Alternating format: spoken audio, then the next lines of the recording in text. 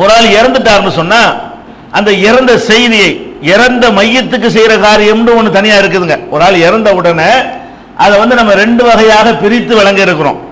மையத்து அந்த பாடிக்கு செய்யற காரியங்கள், குளிப்பாட்டுறது, அது மாதிரி அதுக்குன்னு சில காரியங்கள் இருக்கிறது. நம்ம என்ன செய்யணுங்கிற, நமக்கு என்ன செஞ்சு கொள்ளணும் என்கிற காரியம் இருக்கிறது. இப்ப நம்ம ஃபர்ஸ்ட் என்ன பார்க்கிறோம், பாடியை போட்டுக்கிட்டு அதுக்கு செய்யற விஷயத்தை நம்ம இப்ப பேசல. நம்ம என்னவெல்லாம் செய்யணும், உசுரோட இருக்கிறவன் அந்த அந்த விஷயங்கள்ல என்னென்னவெல்லாம் நடந்து கொள்ள வேண்டும், மையத்துக்கு செய்யாம மற்றவங்க விஷயத்தில் எப்படி நடந்து கொள்ளணும், இந்த விஷயங்களை பார்க்கிறோம் ஃபர்ஸ்ட். அதுல ஒரு ஆள் இறந்தவுடன் என்ன செய்யறாங்க, நடைமுறையில் அந்த இறந்த செய்தி ஒரு சாதாரண ஒரு ஆளா இருந்தா சாதாரணமா அறிவிச்சிருவாங்க. ஒரு முக்கியமான ஒரு ஆளா இருந்தாங்கன்னு வைங்க, அவங்களுடைய பெருமையை, அவங்களுடைய சாதனையை, அவங்களுடைய பராக்கிரமத்தை எல்லாம் சொல்லி இப்படிப்பட்ட இன்னார் போய்விட்டார்னு சொல்லி என்ன செய்வாங்க, அதை ஒரு பாரதூரமாக அறிவிப்பாங்க. இது அறியாமை காலத்தில் இப்படி எல்லாம் இருந்தது. இது மாதிரி எல்லாம் நபிகள் நாயகம் ஸல்லல்லாஹு அலைஹி வஸல்லம் அவங்க இறை தூதராக ஆன பிறகு இந்த நடைமுறையை பார்த்து விட்டு இது செய்யக்கூடாது. இதுக்கு பேர் அரபில் நஹ்யின்னு சொல்றது. நஹ்யின்னு சொன்னா ஒரு இறந்த செய்தியை ஒரு பிரம்மாண்டப்படுத்தி போய் சொல்றது.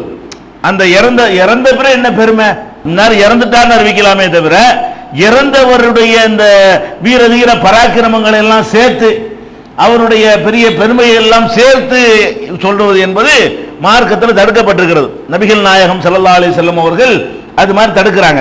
ஹுதைஃபா பின் யமான் என்ற ஒரு சஹாபி மரண வேளையில் இருக்கிறாங்க. அப்ப இருக்கும்போது தன்னுடைய குடும்பத்தாரெல்லாம் கூப்பிட்டு என்ன சொல்றாங்கன்னு கேட்டா, அவங்க சொன்னபடி நம்ம செய்ய வேண்டியது இல்லை.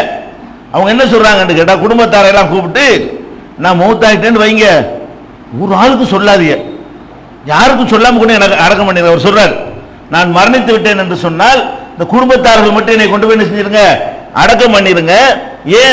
ஏன்னு கேட்டா, இந்த மாதிரி மரணத்தை விளம்பரப்படுத்திய அந்த குற்றத்துல ரசூலுல்லாஹ் தடுத்திருக்கிறாங்க, அதுல இது சேர்ந்துருமோன்னு நான் பயப்படுறேன்.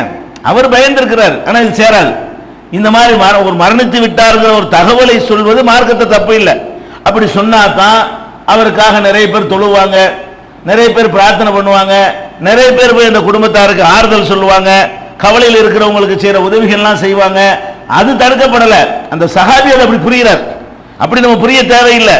அதே நேரத்தில் இப்படி போகாமல் இருக்கலாம்ல, ஓவரா இறந்தவருடைய பெருமைகளை சொல்லாமல் சாதாரண மன்னார் மௌத்தா போயிட்டாரு இவ்வளவு அளவுக்கு என்ன செய்யலாம், நம்ம அறிவித்துக் கொள்ளலாம். இதை அவர் பயந்திருக்கிறாரு என்ற செய்தி சுனன் திருமதியில 907வது ஹதீஸ்ல வந்திருக்கிறது. அதே நேரத்தில் மரண செய்தியை நபிகள் நாயகம் ஸல்லல்லாஹு அலைஹி வஸல்லம் அவர்களே பகிரங்கமாக மக்களுக்கு அறிவிக்கலாம் செஞ்சிருக்கிறாங்க. அபிசினியாவுல ஒரு மன்னர் இருந்தாரு, நஜ்ஜாஷி.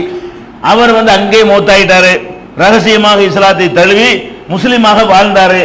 அவர் அங்க மௌத்தா போன உடனே அங்க யாரும் அவருக்கு தொழுகை நடத்தல. வேற ஒரு நாட்டில் மௌத்தாயிடுறாரு. அங்க முஸ்லீம்கள் யாரும் இல்லாதனாலையும் இவர் தன்னை முஸ்லீம் என்று பகிரங்கமாக விளம்பரப்படுத்திக் கொள்ளாத காரணத்தினாலையும் அவருக்கு யாரும் ஜனாசா தொழுகை நடத்தப்படவில்லை. உடனே நபிகள் நாயகம் ஸல்லல்லாஹு அலைஹி வஸல்லம் என்ன செய்யறாங்கன்னு கேட்டா, இன்று நஜ்ஜாஷி என்ற ஒரு மன்னர், சாலிஹான ஒரு அடியார் இறந்து விட்டார், வாங்க அவருக்காக நம்ம ஜனாசா தொழுகை நடத்துவோம் என்று நபி ஸல்லல்லாஹு அலைஹி வஸல்லம் அவங்க அவருக்காக ஜனாசா தொழுகை நடத்துறாங்க. நடத்தும் போது இந்த இறந்த செய்தியை சொன்னா தானே நடத்த முடியும்.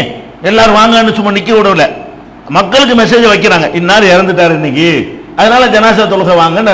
அப்ப ஜனாசா தொழுகைக்கு மக்களை தூண்டுவதற்காக வேண்டி ஒரு இறப்பை அறிவிச்சாதானே முடியாது. ஒரு ஆளுக்கு ஜனாசா தொழுகை நடத்த வேண்டும் என்று இருந்தால் அவர் உசுரோட இருக்கிறார்னு சொன்னா ஜனாசா தொழுகை ஆளுக்கு வருவாங்களா? அப்ப மௌத்தா போயிட்டார்னு அறிவிச்சா தான் ஜனாசா தொழுகை ஆள் வருவாங்க.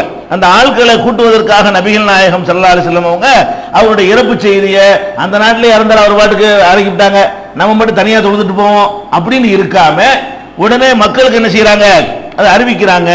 அறிவிச்சாங்க என்ற ஒரு செய்தி புகாரியில 1245வது ஹதீஸாக பதிவு செய்யப்பட்டிருக்கிறது. அதனால அந்த செய்தியை அறிவிக்கலாம். அதே மாதிரி நபிகள் நாயகம் ஸல்லல்லாஹு அலைஹி வஸல்லம் உடைய தம்பி ஜாஃபர், அலியுடைய தம்பி, ரசூல் ஸல்லல்லாஹு அலைஹி வஸல்லம் தம்பி அபூ தாலிபுடைய மகன், அவர் ஒரு போர்க்களத்துக்கு போய் அங்க என்ன செஞ்சிட்டாரு, கொல்லப்பட்டு விட்டார். அந்த செய்தியை நபி ஸல்லல்லாஹு அலைஹி வஸல்லம் என்ன செய்றாங்க, மக்களுக்கு அறிவிக்கிறாங்க. அந்த குடும்பத்தாருக்கு இந்த மாதிரி மௌத்தா போயிட்டாரு அப்படிங்கிற ஒரு செய்தியை நபிகள் நாயகம் ஸல்லல்லாஹு அலைஹி வஸல்லம் அவர்கள் அறிவித்திருக்கிறார்கள் என்பதை திருமதியில 919வது ஹதீஸில் பார்க்கிறோம். அதே மாதிரி ஒருத்தர் இரவுல முன்னாடி உங்களுக்கு சொல்லியிருக்கிறோம், பள்ளி வாசலை கூட்டி பெருக்கி கொண்டிருந்த ஒருவர் மரணித்து விட்டார். நபிகள் நாயகம் ஸல்லல்லாஹு அலைஹி கூட சொல்லாம அவங்க அடக்கம் பண்ணிட்டாங்க. அப்ப என்ன கேட்கிறாங்க, அஃபலா குர்தும் ஆதன்துமுனி, எனக்கு இந்த தகவல் நீங்க சொல்லியிருக்கலாமே, மௌத்தா போன செய்தியை சொல்லாம இருந்தீங்கன்னு கேட்கிறாங்க. அப்ப சொல்ல வேண்டிய ஆட்களுக்கெல்லாம் சொல்வது தப்பு கிடையாது. இதை நிறைய பேர் அதை குழம்பிக்கிட்டு என்ன செய்யறாங்க, மரண செய்தியை அறிவிக்க கூடாதுன்னு சில பேர் எக்ஸ்ட்ரீமா போயிடுறாங்க. ஹுதைஃபா ரலியல்லாஹு அன்ஹு அவர்கள் புரிந்து கொண்ட மாதிரி போறாங்க. நம்ம மார்க்கத்தில் நபிகள் நாயகம் ஸல்லல்லாஹு அலைஹி வஸல்லம் அவங்கள இறப்பு செய்தியை நமக்கு அறிவித்திருக்கிற காரணத்தினால் இறந்துட்டார்னா சொந்தம் பந்தம் தெரிஞ்சவங்க போறவங்க எல்லாத்துக்கும் அறிவிக்கணும். அறிவிச்சா தான் இறந்ததுக்கு பிறகு நிறைய ஒரு மனிதனை பற்றி சட்டங்கள் இருக்கிறது. அவன் சொத்தை பங்கு பிரித்து கொடுக்குற விஷயங்கள் இருக்கிறது, அவன் மனைவிக்கு மறுமணம் செய்யற விஷயம் இருக்கிறது. அவர் இளமையில மௌத்தா போயிட்டாருன்னு வைங்க, மௌத்தா போட எல்லாரும் சொன்னா தானே அந்த பொம்பளைக்கு ஒரு மறுவாழ்க்கையாச்சும் கிடைக்கும். அப்ப மரணம்ங்கிற ஒரு செய்தியை சொல்வது தப்பு கிடையாது. அதை எப்படி சொல்லிடக்கூடாது, பெருமைப்படுத்தி சொல்லக்கூடாது.